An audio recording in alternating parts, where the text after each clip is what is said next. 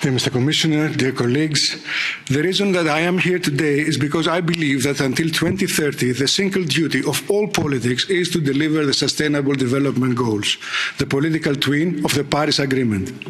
We all know that our world is in dire straits and in dire need of systemic change.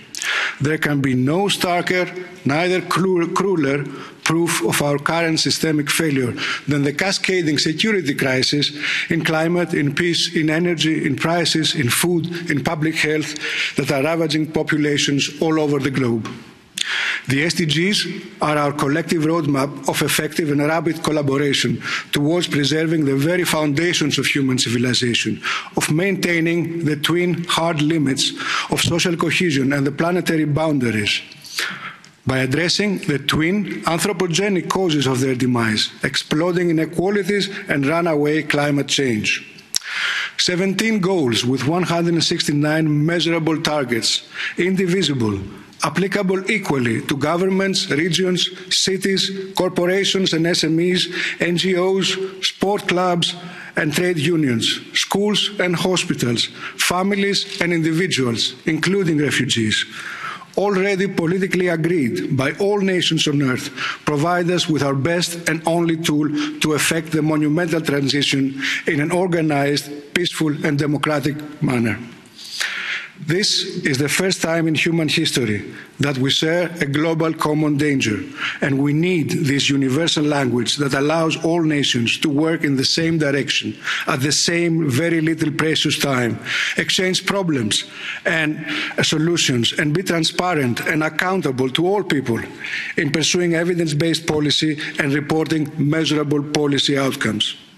As hundreds of millions of people are backsliding into extreme poverty and billions are vulnerable to severe climate disruptions, we have the moral obligation to honour the promise that links the Sustainable Development Goals with our own European Green Deal, to leave no one behind, to lead the way forward into a safe world with prosperity for all within the planetary boundaries and in true respect of fundamental human rights.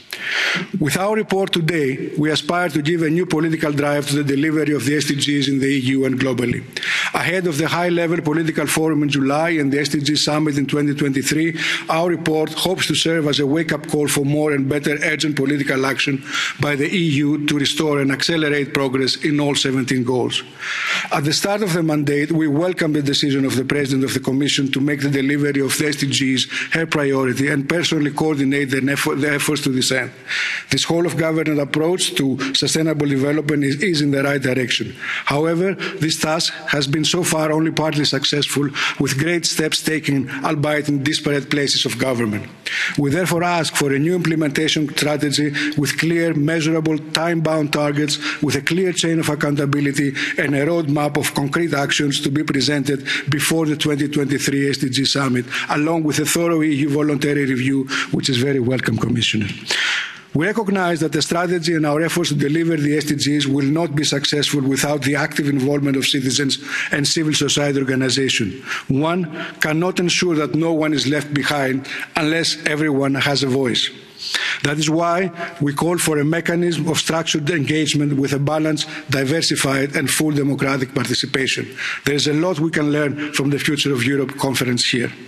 The report recognised that effectively addressing the multiple crises we're facing can no longer rely on a system that has failed us, and that a radical reorientation of policies is necessary. That is why we're calling for a beyond GDP approach and a reformed semester process that will be at the heart of a new Sustainable Development Pact that will enshrine the climate law and the European social pillar and replace the Stability and Growth Pact. I would like to thank my colleague Barry Andrews and the shadow rapporteurs and the technical teams for the work that they have put in this report.